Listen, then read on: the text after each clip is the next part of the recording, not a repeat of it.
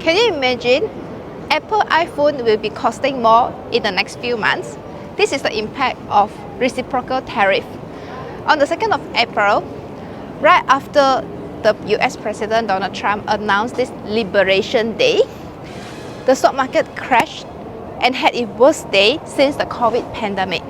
The reciprocal tariff is actually like what he said, how much the other country is charging US for sending stuff to other country.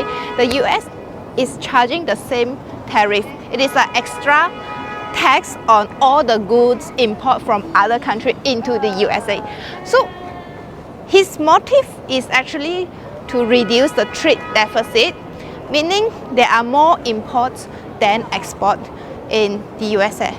But it actually has been always this case since 1967. So 2025 has not been easy for stock market. Even JP Morgan has recently increased the chances to 60% that the economy is going to be really bad, meaning recession. The previous chance is only 40%.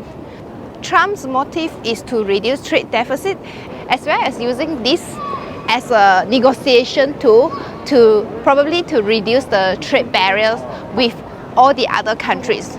So he has announced that a baseline tariff of 10% to apply on all the goods import to the USA. On top of that, there are even higher rate depends on the trade surplus with all the other countries. Like Vietnam will have to pay 46% to send stuff into USA, Cambodia have to pay 49%, and China is 34%. 2 days later, China said the same thing. If you're going to charge 34% on China goods to USA, China is going to charge the same 34% on goods imported from the US to China. So this is like a retaliatory tariff. And it seems that all the countries now are trying to meet up with President Trump to negotiate. Well, there's a lot of uncertainty in the market and a lot of noises. I don't know, but some countries, even Singapore, we have received an update from our Prime Minister to be better prepare ourselves for the changes in this global economic event. But actually, who will be the winners and losers in this case, and how long will this last? We can see that the US government could be the one that benefit if they're going to increase the tariff, which is a revenue to the government. Of course, they will need more revenue to support tax rate cut in the US. Another winners are those companies that manufacture and sell goods in the USA itself. So for example, companies that manufacture aluminium, steel or any products in the USA and sell to the local citizen, they will not be impacted by this extra tariff. Some other sectors like farming or clothing, as long as your manufacturing hubs is in USA, you may not feel any pain from this additional tax. And if you are the staff that working in these sectors or companies, you may feel safe and secure temporarily at least, but the loser will be more people, especially those consumers that actually consumes imported goods from the other country. So the loser will be companies that manufacture stuff in other countries, especially those global Southeast Asia and South Asia, and imported to sell to the USA.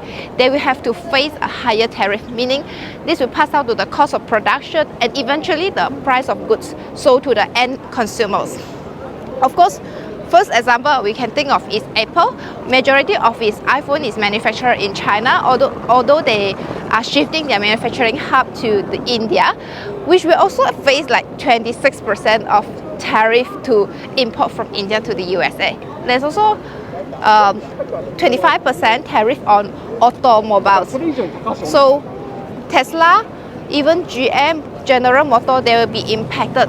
Maybe not the whole price of the car itself, but any parts imported to the US, they will be facing additional costs. Other than that, apparel, footwear, and a lot of electronics import from other countries like China or made in Cambodia, Vietnam, they are going to have higher costs in order to send those stuff to sell in the USA. So this company, international company, they may have to change their business strategy to adapt to this additional tariff. And what about companies that want to sell overseas to EU, to China, or any countries? So this is a lot of uncertainty. So for example, if you are the company that sell stuff to China, you are going to face the retaliatory tariff of 34%. And many other countries is expected to do the same. Well, we do not know, but at least Singapore is not going to do that. In actual fact, is a lot of negotiation and discussions are still going on. And it seems like some countries, they may also increase the tariff, or they may lower down the tariff together with US after negotiation. That is the best outcome that we want to see, but it's going to be taking time, like months at least, throughout this year.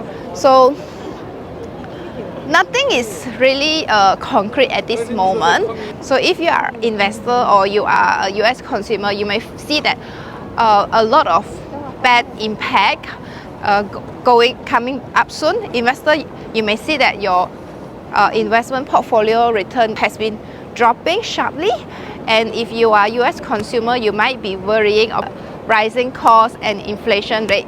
But some people say that it's actually a technique that President Trump is using to pressure to lower down the interest rate. That is for the long-term good. So at this moment, we are also eyeing on the Fed interest rate in the next meeting to see if they are really going to do something to help with the inflation. The whole world is also concerned about the unemployment rate, given that if the companies they are going to slow down their business, or they're going to move the manufacturing hub in the USA, this may take time, and businesses will definitely cut costs. So if you are working or you are investing, just be cautious, but it just takes time to recover, because for every market crash, the market will come back stronger. Make sure you have enough liquidity to survive this uncertainty. That's all from me. I hope you enjoy the content, and please drop your comment to share your views with the audience. So stay tuned. Do subscribe to the channel to support this type of content. Thank you.